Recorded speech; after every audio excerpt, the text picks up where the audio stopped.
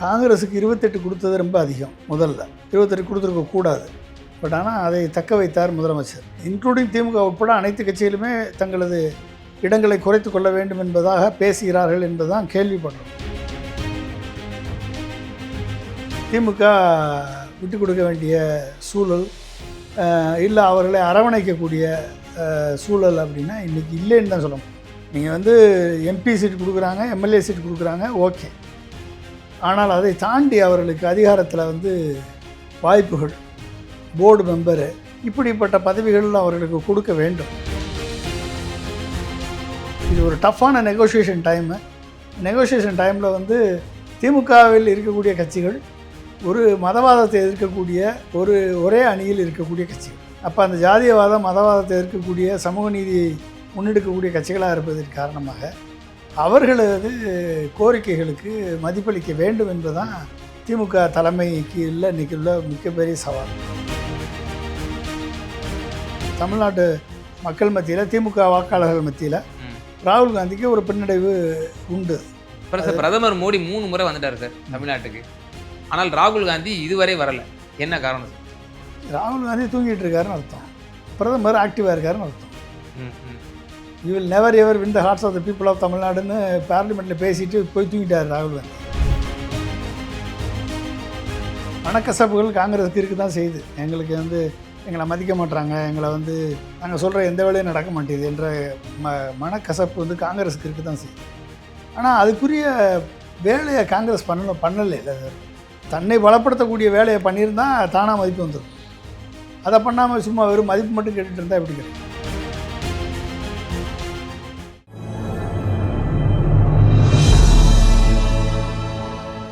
Tamil news நேயர்களுக்கு வணக்கம். இன்றைய சிறப்பு நேர்காணலில் நம்மோடு இருந்திருப்பவர் மேனாள் குடியரசுத் தலைவர் டாக்டர் ஏபிஜே அப்துல் கலாம் அவர்களுடைய அறிவியல் மற்றும் அரசியல் ஆலோசகர் மரியாதைக்குரிய திரு பொன்ராஜ் சார்.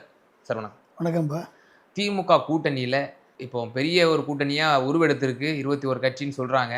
ஆனால் இப்போ காங்கிரஸுக்கு முடிஞ்சிருக்கு சீட் ஷேரிங்கு, 3 தொகுதிகள் கூட கொடுத்துருக்குறாங்க. ஆனால் இன்னும் தொடர்ந்து இருக்கக்கூடிய பல கட்சிகள், மதிமுகவுக்கு சீட்டுகள் குறைக்கப்பட்டிருக்கின்றன. இன்றைய தினம் கொங்கு நாடு மக்கள் தேசிய கட்சிக்கு சீட்டு குறைக்கப்பட்டிருக்கிறது. கடந்த முறை 3, இந்த முறை 2.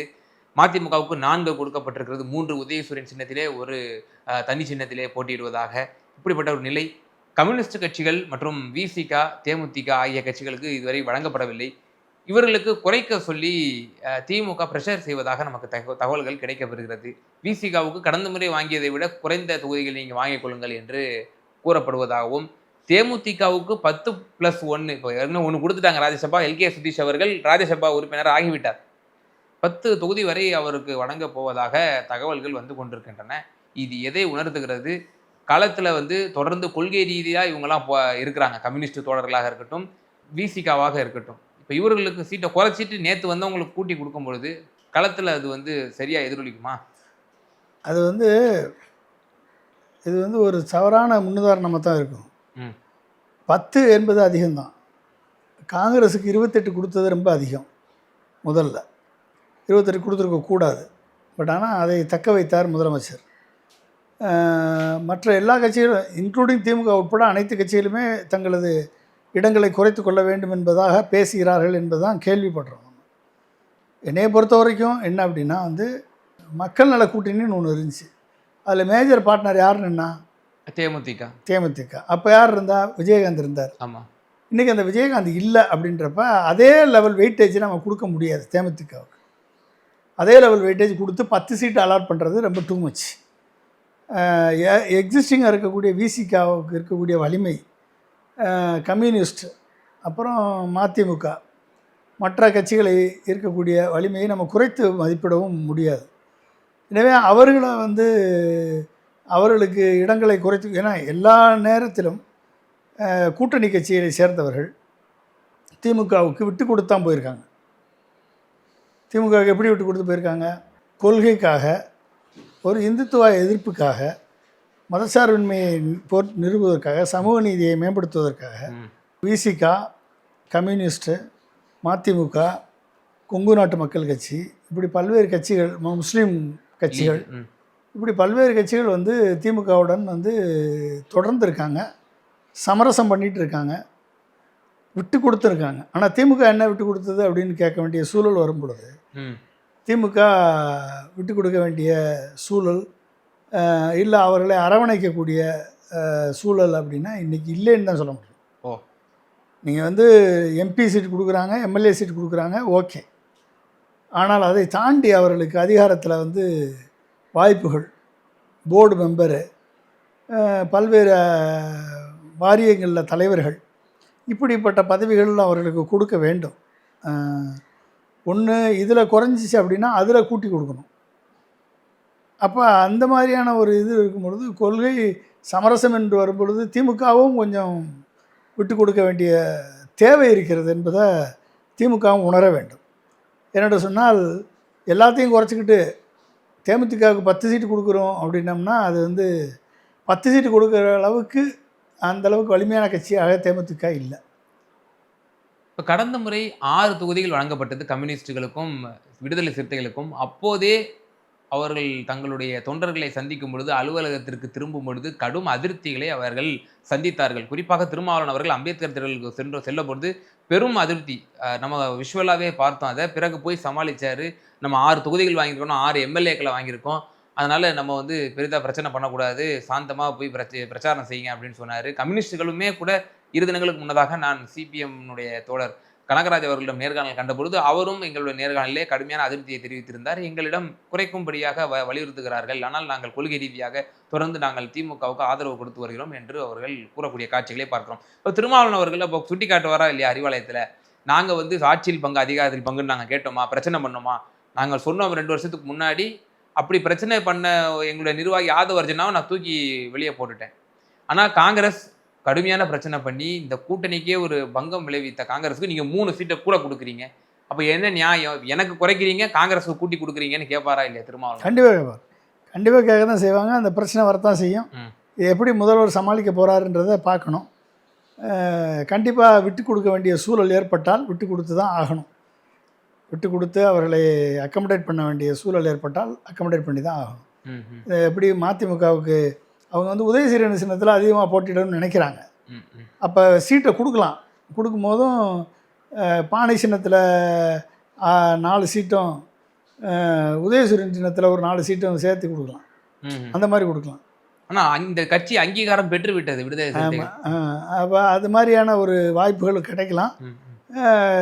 இப்போதைக்கு இன்னும் இது கன்ஃபார்ம்டு ரிப்போர்ட் வந்து தேமுதிகவுக்கு 10 கொடுத்துட்டாங்கன்னு கன்ஃபார்ம்டு ரிப்போர்ட் எதுவும் வரலையே. தகவல்கள் வந்து கொண்டிருக்கின்றன. தகவல் வரும். கன்ஃபார்ம் ரிப்போர்ட் வரல.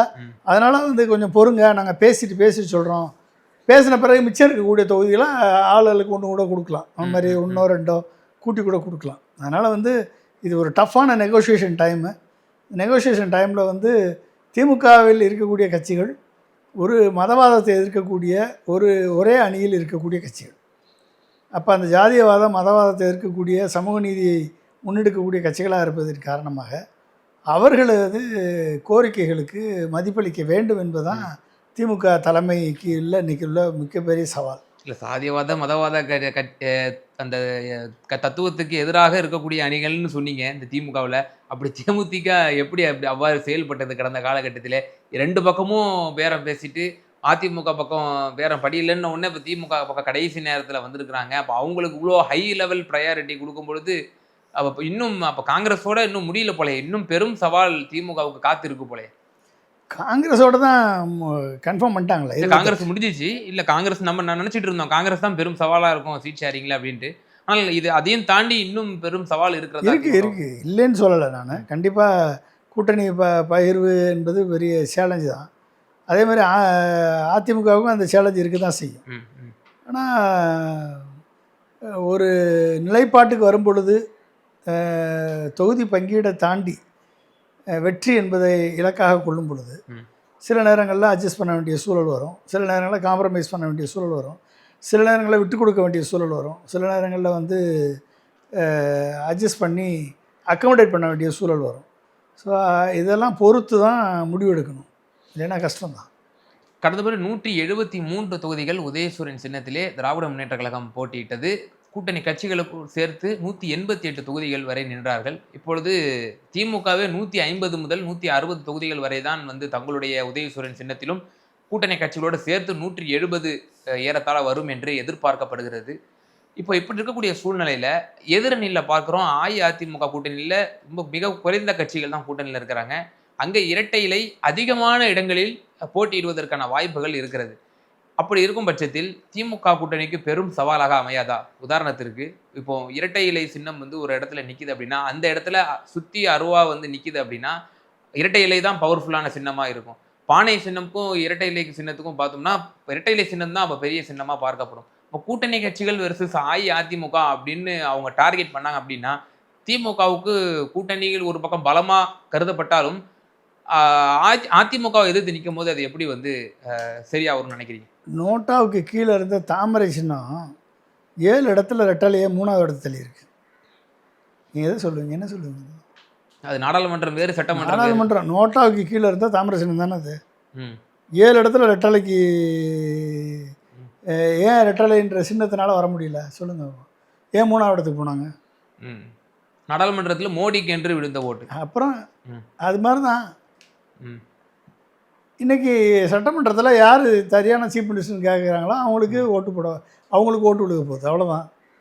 சட்டமன்றத்தில் யார் தமிழ்நாட்டை தலைமை தாங்கக்கூடிய பண்புள்ளவர், தமிழ்நாட்டை தலைமை தாங்கி வழிநடத்தி மத்திய ஒன்றிய அரசை, பிஜேபி அரசை எதிர்த்து நிற்கக்கூடிய வல்லமை பெற்றவர் யார் என்று மக்கள் பார்ப்பாங்க, அவங்களுக்கு ஓட்டு போட போகிறாங்க. இதில் என்ன சின்னம், என்ன சின்னமாக இருந்தா என்ன?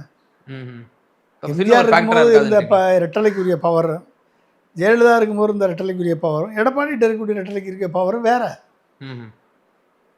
இங்கே சின்னம் முக்கியம் இல்லை. இந்த சசிகலா அம்மாவுக்கு தென்னந்தோப்பு சின்னம் கிடச்சிருக்கு. எல்லாருக்கும் இன்றைக்கி எல்லாருக்கும் தெரிஞ்சிருக்கும் தென்னந்தோப்பு சின்னம் தான் அப்படின்ட்டு. அப்படி சின்னம் வந்து இங்கே முக்கியம் கிடையாது. இங்கே வந்து கொள்கை தான் முக்கியம். இங்கே வந்து யார் எப்படி நிற்க போகிறாங்கன்றது தான் முக்கியம்.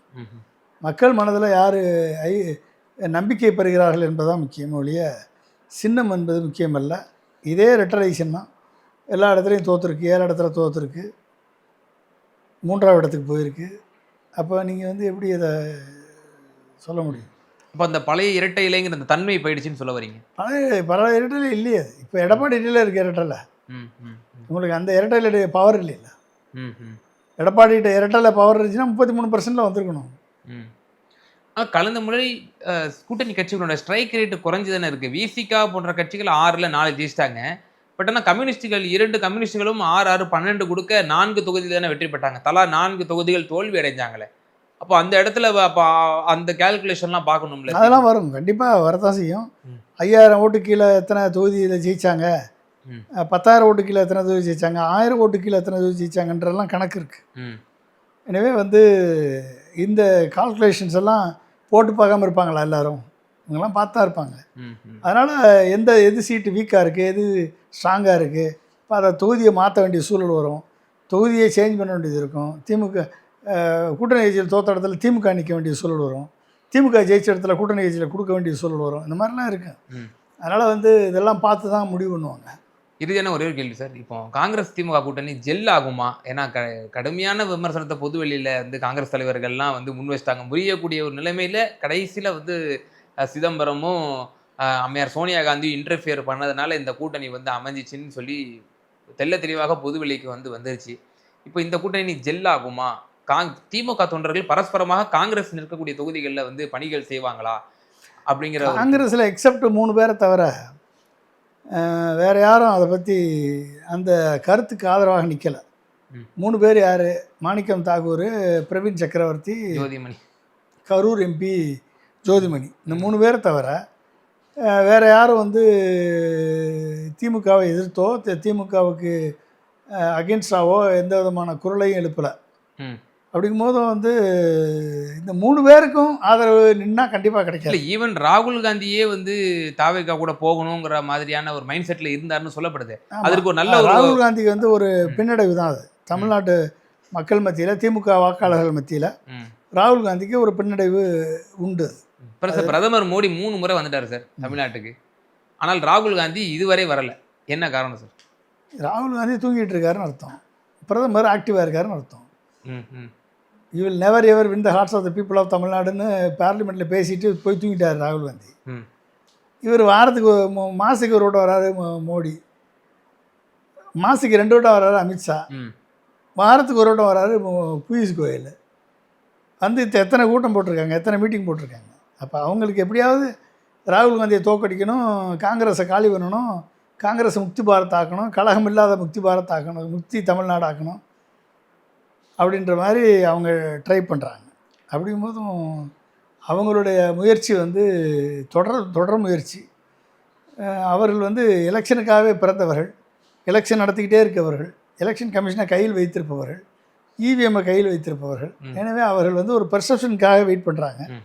ஜெயிச்சிருவோன்ற பெர்செப்ஷனை கிரியேட் பண்ணிட்டாங்கன்னா எஸ்ஐஆர் மூலமாக இவிஎம் மூலமாக அடிச்சு தூக்கிடுவாங்க, தமிழ்நாட்டை தூக்கிடுவாங்க. அவ்வளோதான். அந்த பெர்செப்ஷன் கிரியேட் பண்ண முடியலை எடப்பாடி வச்சுக்கிட்டு. அதனால தான் இப்போ விஜய் இழுத்துடலாமான்னு ட்ரை பண்ணிட்டு இருக்காங்க. அது என்ன பண்ண போகிறாங்கன்னு தெரியும். ஏன் இந்த கேள்வி அழுத்தமாக முன்வைக்கிறேன் அப்படின்னா, சிதம்பரம் அவர்கள் 2 தினங்களுக்கு முன்னதாக ஒரு தனியார் தொலைக்காட்சிக்கு பேட்டி கொடுக்குறாரு. நான் வந்து இந்த கூட்டணி முறியும் அப்படிங்கிற அளவுக்கு நான் யோசிக்கலை, நான் எப்படியாவது நிச்சயமாக வந்து ஒரு சேர்ந்துருவோம், ஒரு பரஸ்பரமாக நம்ம வந்து ஒரு உடன்படிக்கைக்கு வந்துடுவோம் அப்படின்னு சொல்லி நான் அம்மையார் சோனியா காந்தி மற்றும் மல்லிகார்ஜுன கார்கே அவர்களுடன் நான் வந்து கலந்து ஆலோசித்து இந்த முடிவை நாங்கள் எடுத்தோம் அப்படின்ற விஷயம் சொல்கிறாரு. ராகுல் காந்தி என்ன சொன்னார் அப்படின்னா, அவர் என்ன சொன்னார் எனக்கு தெரியலை, அவருடைய கருத்தை நான் கேட்கவும் இல்லை, நான் வந்து அவர்கிட்ட நான் பேசவும் இல்லை அப்படின்னு சொல்லி சிதம்பரம் அவர்கள் சொல்கிறாரு. அப்போ காங்கிரஸ் ஒரு திமுக ஆன்டி டிஎம்கேங்கிற ஒரு மைண்ட் செட்டில் ஒரு களத்தில் இருக்கும் பொழுது அது பரஸ்பரமான ஒரு ஜெல் ஆகக்கூடிய தன்மை களத்தில் எதிரொலிக்குமாங்கிற ஒரு கேள்வி தான் தொடர்ந்து முன்வைக்கப்படுகிறது. சில மனக்கசப்புகள் காங்கிரஸுக்கு இருக்க தான் செய்யுது. எங்களுக்கு வந்து எங்களை மதிக்க மாட்டாங்க, எங்களை வந்து கூடுதல் தொகுதி கூட்டணியில் வந்து நாங்கள் சொல்கிறத கேட்க மாட்டாங்க, நாங்கள் சொல்கிற எந்த வேலையும் நடக்க மாட்டேது என்ற மனக்கசப்பு வந்து காங்கிரஸுக்கு இருக்க தான் செய்யுது. ஆனால் அதுக்குரிய வேலையை காங்கிரஸ் பண்ணலை இல்லை அது வரைக்கும். தன்னை பலப்படுத்தக்கூடிய வேலையை பண்ணியிருந்தால் தானாக மதிப்பு வந்திருக்கும். அதை பண்ணாமல் சும்மா வெறும் மதிப்பு மட்டும் கேட்டுட்டு இருந்தால் எப்படி கிடைக்கும்? அதனால் வந்து it's all depends upon how they gel with each other and how they work in the field. அதை பொறுத்து இருக்குது. நிச்சயமா சார், புதுச்சேரியிலும் பெரும் ஒரு சர்ச்சைக்குரிய வகையில் தான் இருந்து கொண்டு இருக்கிறது இந்த கூட்டணி தொடர்கிறதா என்பதை பொறுத்திருந்து பார்ப்போம். சமகால அரசியல் சூழ்நிலை குறித்து ரொம்ப தெளிவாக எங்கள் நேயர்களுக்கு உங்களோட கருத்துக்களை பண்ணீங்க. ரொம்ப நன்றி. நன்றி.